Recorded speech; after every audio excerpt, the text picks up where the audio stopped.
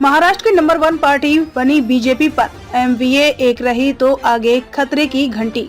नमस्कार, मैं अंजना और आप देख रहे हैं जीएनई न्यूज। आइए नजर डालते हैं आज की खास खबर पर। महाराष्ट्र के एपीएमसी इलेक्शन रिजल्ट में बीजेपी भले ही नंबर 1 पार्टी बनकर सामने आई, लेकिन उसका गठबंधन महाविकास अघाड़ी से बहुत पीछे रह गया। सबसे फायदे में शरद पवार, अजित पवार रहे। पिछड़ी होकर भी अघाड़ी बने रहे।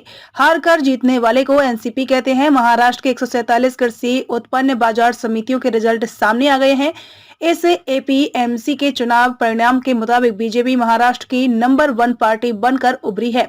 दूसरे नंबर पर एनसीपी को सीटें मिली हैं, लेकिन अब इस तस्वीर को थोड़ा एंगल बदल कर देखें तो महाविकास अघाड़ी की टोटल सीटें बीजेपी और एकनाथ शिंदे के शिवसेना के गठबंधन की सीटों से बहुत ज्यादा हैं। यानी एमवीए अगर 2024 तक एक बनी रह जाती है और बीजेपी नए पार्टनर्स नहीं ढूंढ पाती है तो बीजेपी के लिए बहुत कठिन है डगर लोकसभा और विधानसभा की।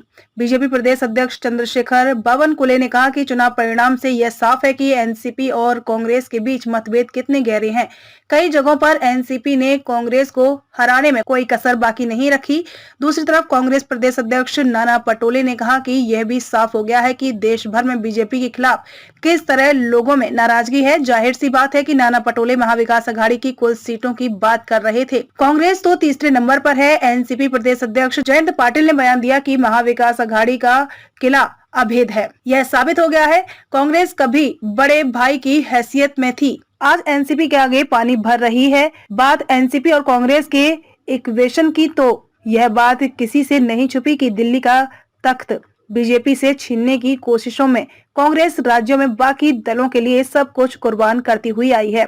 इससे वो कई राज्यों की राजनीति में अपना असर खोती चली गई। महाराष्ट्र में एनसीपी के कांग्रेस को काफी हद तक किनारे लगा दिया है, जबकि महाविकास अघाड़ी से पहले के कांग्रेस एनसीपी गठबंधन वाले दौरे में 2004 का चुनाव भुला दे तो कांग्रेस हमेशा ही एनसीपी से आगे रहा करती थी।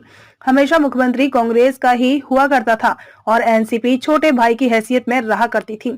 आज की तारीख में सबसे फायदे में एनसीपी है।